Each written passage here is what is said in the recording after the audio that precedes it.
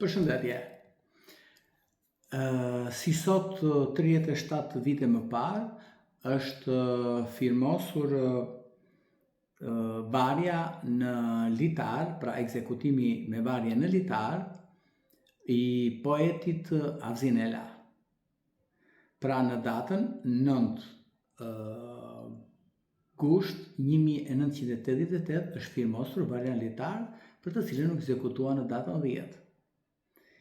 Për ironi të fatit, sot pas 37 vitesh, Shqipëria drejtohet nga djali i njërit prej firmëtarëve të këtij akti makabër, të varjes në litar, si Kristaq Rama. Pra sot Shqipëria ka një kryeministër, djalin e njërit prej firmëtarëve që vendosi fatin tragjik të poetit Avzinela. Lidhur me këtë, do të sjell një shembull që ka ndodhur disa vite më parë, besoj ata që kanë qenë të interesuar për në atë kohë si analistë gazetarë dhe njerëz të cilët interesohen për politikën, kandidoi për guvernator të Kalifornisë Arnold Schwarzenegger. Ju e njihni aktorin e famshëm, i cili është me origjinë austriake. Arnold Schwarzenegger nisi fushatën e tij, ndërkohë edhe gazetarët të nisën fushatën për të investiguar lidhur me të, për familjes së tij e kështu me radhë, pasi kishte dyshime se babai i Arnold Schwarzenegger kishte shërbyer gjatë regjimit nazist. Dhe kështu ata shkuan në Austri, shkuan në vendin, në fshatin apo në zonën ku kishte banuar familja e Arnold Schwarzenegger. Dhe aty gërmuan, pra kërkuan regjistrat e kohës për të verifikuar çfarë pune dhe çfarë profesioni dhe çfarë kishte bërë jati Arnoldit gjatë periudhës së regjimit nazist.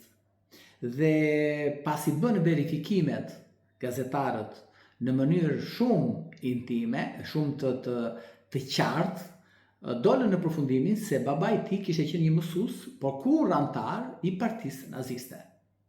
Dhe ne solla në vëmendje për këtë, për të thënë që nëse Arnold Schwarzenegger i jati i tij do të kishte qenë antar i partisë naziste, të jeni të bindur që ai nuk do ishte votuar nga votuesi i Kalifornisë. Dhe kuptoni tashmë ndryshimin e madh moral që kanë votuesit në një vend si SBA-ja apo një vend tjetër me Shqipërinë. Shqipëria dhe votuesi shqiptar kanë mbetur peng e persekucionit, peng e atyre të cilët kanë drejtuar gjatë regjimit komunist ose pasardhësve të tyre. Pra shqiptarët nuk shkëputen dot nga krimi komunist. Pra kanë një lloj qasje pozitive ndaj atyre dhe pasardhësve të tyre, të cilët kanë ushtruar krime në këtë vend. Imagjinoni nëse Edi Rama do të ishte në një vend të Bashkimit Evropian dhe do kandidonte për kryeministër, ndërkohë që babai i atij kishte firmosur varjen litar të poetëve, a da votonte ndonjë elektorat i ndonjë vendi të Bashkimit Evropian? Po flasim për vende të qytetura që kuptojnë dhe janë të ndjeshëm ndaj viktimave. Ja, kjo ka ndodhur në Shqipëri. Prandaj dhe njerëz u asolla në vëmendje këtë që të kuptoni që sot, pas 37 vitesh, Shqipëria drejtohet nga djali i njërit i cili ka bërë varje, ka firmosur varjen litar të poetëve, jo të ndonjë kriminali, të poetëve. Unë e kuptoj që fëmia nuk mban përgjegjësi për baban, por përgjegjësi morale ka.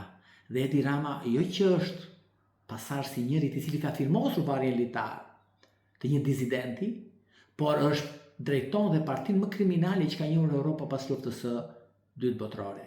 Pra ka drejton një parti i cili e ka magazinën e saj të mbushur me skelete.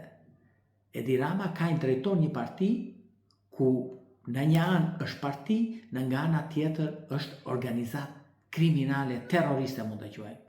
Dhe kështu që njerëz, kjo është sot e vërteta. Dhe njëherë nderim për poetin Avzinela, të cilin duhet kujtuar dhe duhet thënë sa të vërteta. Duhet thënë sa vërteta janë të hidhura, por duhet thënë. Dhe njëherë nderim dhe respekte pafund për të gjithë ata që qëndruan dhe bën ballë bishës staliniste shqiptare.